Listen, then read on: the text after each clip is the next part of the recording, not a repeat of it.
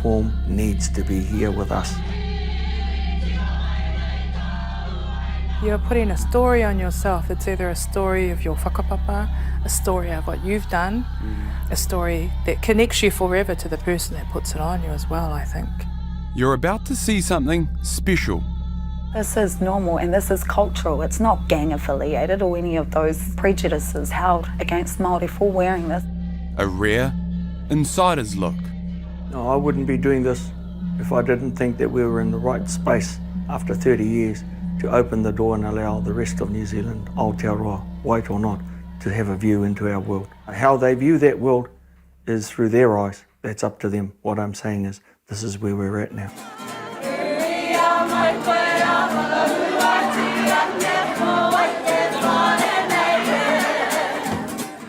This is a 4-day intense Moko session called Moko Papa.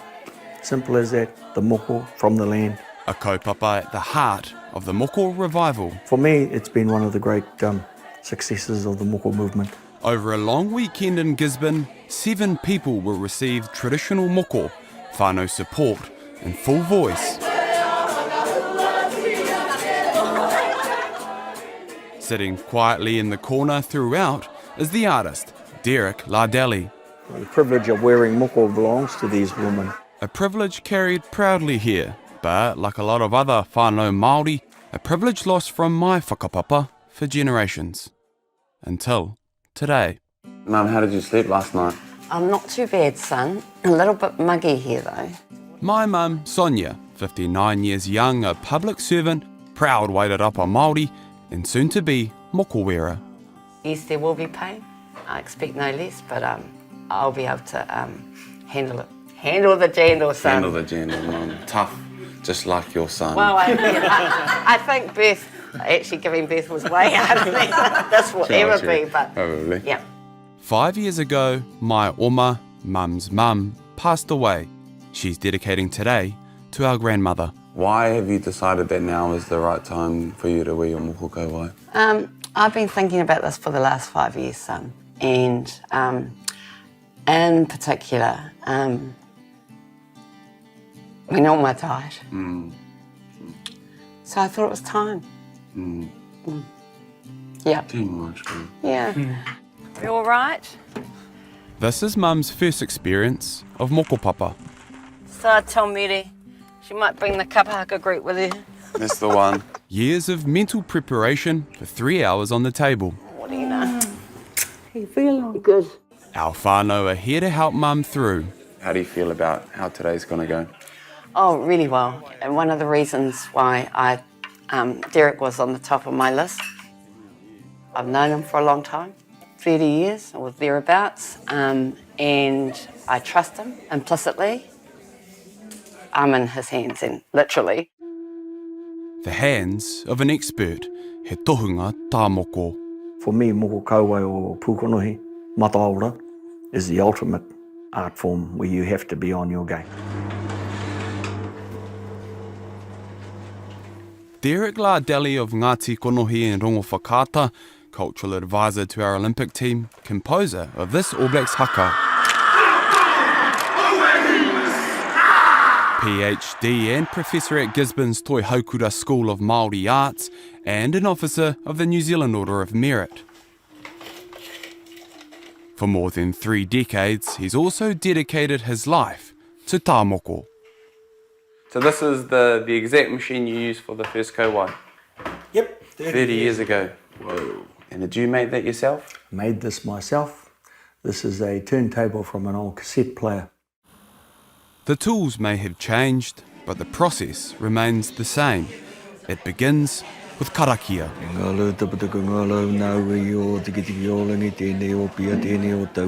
It's a practical thing as artists. Your ink's over here, your gloves over here. You've got your lights all on you. Everything's in line, and it lines it up for you so that you can practice it. Haumie means join. Huie means you're agreeing with me. Right, let's start. This moment was set in motion back in 1990 when he and others had a vision. You've got to know that you're not going to give up on this art form. You've got this deep feeling inside you that I know that I can do this. Auntie Pani Pāhina, his first moko kauae. I think I drew her pattern up 30, 40 times, easily, just so that I knew where the lines were going to go. With the wife Rose at his side, they embarked on what's become a 30-year journey. We knew that we were going into uncharted territory, but I think we all knew that it was something significant. For so long, the art form of pūkonohi pūkauae had been missing, and then it moved inside a frame called a camera. And that made me think, whoa, what have we done here? That collision between the contemporary and the ancient still on display.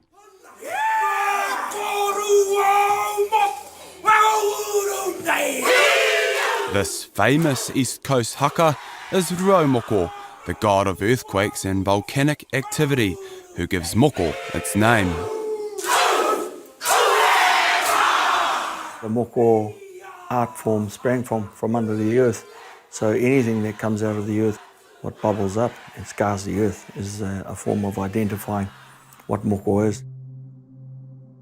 Why do you think Māori chose to mark themselves with moko? I think the challenge of it all, that we're a people that accepted the dawn of change and love to be challenged. And when you've got the ability to carve at a certain level where indigenous pride is coming out of your body, you want to try something that no one else could possibly do. Well, let's try and carve one another. Before Europeans arrived, Moko was commonplace. And the artists were looked upon as some people that we needed, because those were also the storytellers, the writers of the history, because this was the writing form. Our founding document, Te Tiriti o Waitangi, marked with the moko patterns of rangatira in place of signatures. When you look at what the carvers were doing and the weavers were doing and the storytellers and the waiata and the history and the moko, it builds up a fabric of a people who were vibrant and alive. But in 1908, the government passed the Tohunga Suppression Act, outlawing Māori cultural practices, including tā moko. We were forced to give up what was actually deep in our hearts who we were. By the middle of the century, moko was starting to disappear, forced back underground, turuo moko. What does this place mean to you? Home. Home. Spiritual home, physical home. It's everything a person could want in their lives, but a paradise. Whangara Marae, north of Gisborne. If we were to go into this meeting house or any meeting house in the country, you'd find moko somewhere in the meeting houses, because this is where it survives. So for us, it wasn't a matter, for me anyway, of it being lost. It re-earthed itself and was just waiting for another period where a whole lot of young people would come along and then it would show itself. Here in the back rooms of Te Papa, Got the gloves on. We're away. Puawai Cairns, head of Mataora Maori, has laid out their collection of moko instruments. Part of our mahi as a museum is to try and collect the histories and the stories of this land. Including one of Derek Lardeli's machines. He tohu tēnā o te mana o te tangata nei. I think if you were to write anything about the restoration story of moko, of tā moko in Aotearoa, you can't avoid the contribution that Derek has made and the leadership that he's given to that. So bringing Derek and his tattoo machine into the collection is making sure that we remember his influence and impact. So that's why he's here. Renaissance man. A Renaissance man, that's right. The renaissance of moko means the art form is pushing itself back into mainstream. Kia ora, it's midday. What was that experience like for you? To be honest, it was nerve-wracking, but I only felt that only hit me on the morning. Orini Kaipara, One News midday presenter. To be the first wahine mau moko, or, a woman with a facial moko reading the news. The long-awaited proposal aims to solve one of the world's longest-running conflicts. It made me cry a little bit, not the feedback itself, just how a lot of people came out and felt proud of themselves or proud to be Māori. That's what humbled me and made me kind of realise, shit, this is way beyond me. And if that's what I've got to do, just stand up and be that person, then hell yeah. A historic moment for the art form, but one that exposed a nasty streak. It's quite confronting when you realise that it exists.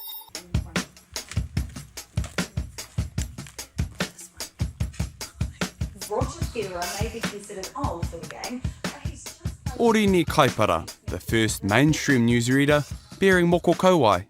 Do you just forget that it's there almost? Yeah, I do. It's not until people ask or stare a bit longer than normal, you know. There's a look and then there's a stare. There are looks. This is what we deal with on a daily basis. It's nothing new. And there are nasty comments. There's been too much crap put on people who have moko, whether it's on their face or on their bodies, and assuming that we're no good, you know, that we're beneath other people because, I don't know, people who are in gangs wear it. Throughout the 60s, 70s and 80s, facial moko type patterns were mostly seen on gang members. For some, moko still carries those negative connotations. In regards to the gangs, as a statement about who they are and the manner and how they have been treated, they used moko in another form. And for me, there's nothing wrong with that because the art form has the ability to be in your face. And they literally took it and put it into the mainstream and said, we don't like how you're treating us. If you're not going to listen to me, look at my face. It was a social stigma that didn't just exist in mainstream New Zealand. When artist Derek Lardeli did his first facial moko 30 years ago, he faced opposition from Maori. The art form was not looked upon as being of worth. And at times it was really quite discouraging to hear that, oh no, it needs to be left alone. For what reason? When we have an opportunity here to make another statement about who we are as Māori. But Derek had the support of his papa and kuia. And it was more important that I knew that I had that backup from our old people.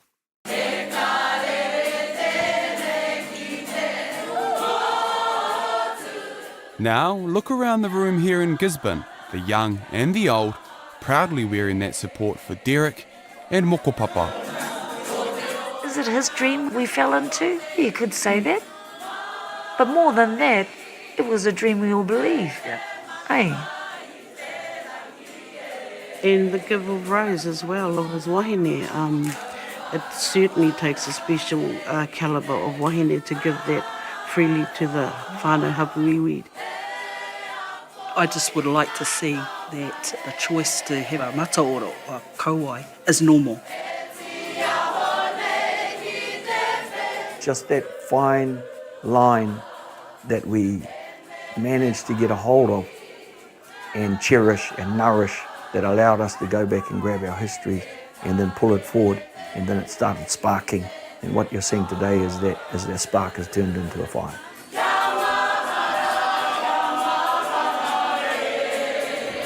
We've got judges, members of parliament, police officers wearing full facial moko. And for me, that's about where we've grown as a country, that we're maturing and we're beginning to understand about ourselves as a people.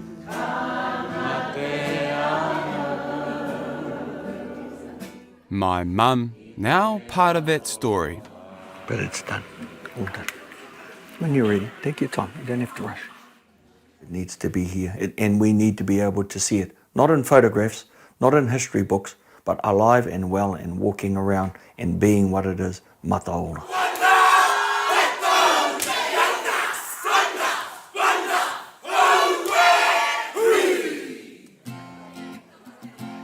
What was that like for you? Very moving experience. I've got to say, I think I got my pain threshold slightly misguided when I first spoke to you. But you know what kept me in there and in the zone was you being here, my whānau, and the way to tautoko, the kata kata, yeah. Mutunga mahi mo tēnei mokopapa. How are you feeling? You know, I feel good. I feel satisfied that we've delivered on what we said we would do. Enough pū kauae and enough Mataora done today to say that it's alive and well. Beautiful, beautiful. Oh, of course. Yes. No, it will be. It will be. Mum's back home in Wellington and back at work. How's your moko settled? It settled really well. I followed instructions, got the cream and have applied it. Most days I got a bit worried to start off with. Some of it started falling off and I was thinking, shit! Can you tell me about that one negative reaction that you had? Yeah, it was interesting. This male person, probably about mid-50s, early 60s, said as he walked past, you know, you shouldn't have that. And I said, beg your pardon? And he said, you shouldn't have that. Keep walking. And I was a little bit struck by him actually saying that. I said, well, you have a great day. In fact, have a great life. Do you think moko